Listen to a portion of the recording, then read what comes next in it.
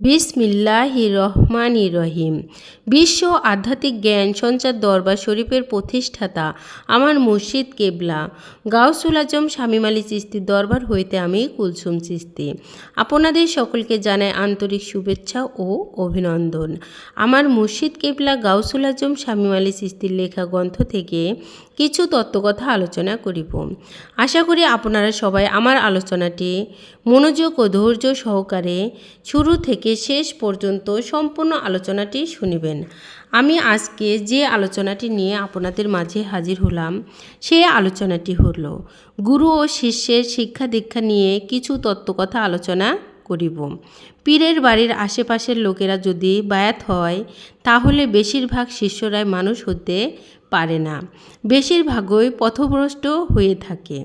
আবার কিছু শিষ্য ভক্তের বাড়ি অনেক দূর, তাদের মধ্যে কেউ ভাবে পীরের বাড়িতে 2-3 মাস থাকব, থাকিয়া অনেক জ্ঞান অর্জন করে আসব। আমি বলছি এই ধরনের লোকেরা বেশিরভাগই পথভ্রষ্ট হইয়া থাকে এবং খুব কম ভাগ আউলিয়া হয়। এবং যারা পীরের সাথে সর্বসময় বছরের পর বছর চলাফেরা করে এবং যখন যা বলে তখন তাই করে দেয়, সেই ভক্তটিও বেশিরভাগই মানুষ হয় না, পথভ্রষ্ট হয়ে থাকে।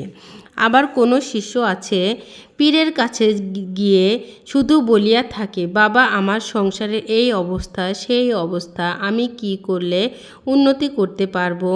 6 থেকে 7 বছরের মধ্যে ভক্তটি কোনো দিনও বলল না যে বাবা কোন কোন সাধনা করলে আমি আল্লাহ ও রাসূলকে পাবো, এবং সামাজিক আলোচনা ছাড়াও অন্য কিছুর কথা বলেই না। এই ধরনের লোক বেশিরভাগই পথভ্রষ্ট হয়ে থাকে।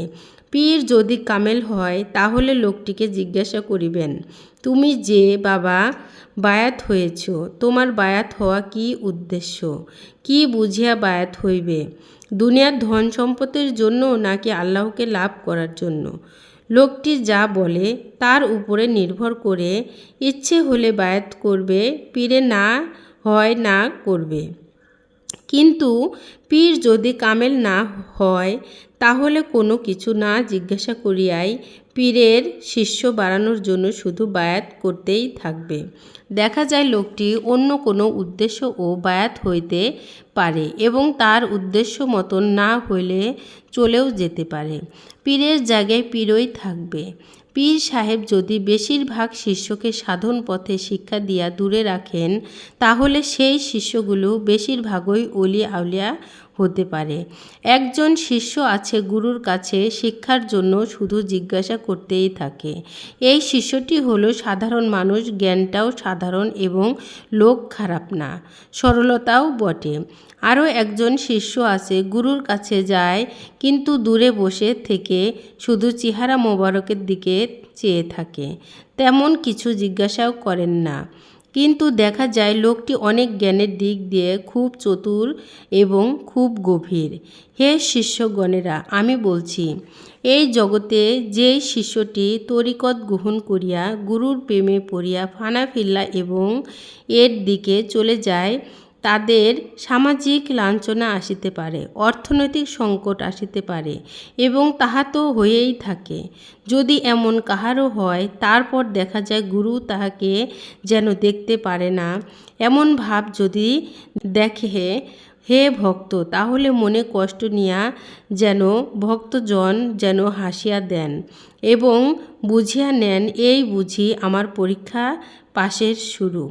এমন পর্যায়ে যদি কোনো ভক্ত চলে আসে তাহলে তোমরা এই জগতে কোনো মানুষ বা কোনো প্রাণীও যেন কষ্ট তোমার দ্বারা না হয়, কেননা স্রষ্টা যে কোনো মুহূর্তে যে কোনো রূপে তোমাকে পরীক্ষা করতে আসতে পারে। আল্লাহ আমাদের সকলের উপরে রহমত বর্ষিত করুন। রব্বি জিদনি ইলমা। আমি যে আলোচনাটি আপনাদের সামনে করেছি এই আলোচনাটি আপনাদের কাছে কতটুকু ভালো লেগেছে? যদি ভালো লেগে থাকে তাহলে আমাদের এই চ্যানেলটি সাবস্ক্রাইব করে দিবেন। সামনে আরও ভালো ভালো আলোচনা পেয়ে যাবেন এবং আপনারা সামনে কী ধরনের আলোচনা চান আমাদেরকে কমেন্টে জানাবেন। আমরা চেষ্টা করিব আপনাদের পছন্দ মতো আলোচনা নিয়ে আসতে। আমার এই আলোচনাটি করতে যাইয়া কথা ভাষার ছন্দে কোনো ভুল হইয়া হইয়া থাকে তাহলে আমাকে ক্ষমা ও সুন্দর দৃষ্টিতে দেখবেন। সকলে আমার জন্য দোয়া করবেন। আমি যেন আপনাদের সামনে ভালো ভালো আলোচনাগুলো নিয়ে আসতে পারি এবং শোনাইতে পারি। সর্বশেষে সকলের চরণে হাত রেখে একটি কথা বলতে চাই, আল্লাহ গোপনেরও গোপন। সে গোপনকে পাইতে হলে একজন কামেল মুর্শিদের কাছে যাইয়া বায়াত গ্রহণ করে সে গোপন ইবাদত সাধনার মাধ্যমে আল্লাহকে লাভ করিতে হবে। সকলে ভালো থাকবেন, সুস্থ থাকবেন। আল্লাহ হাফেজ।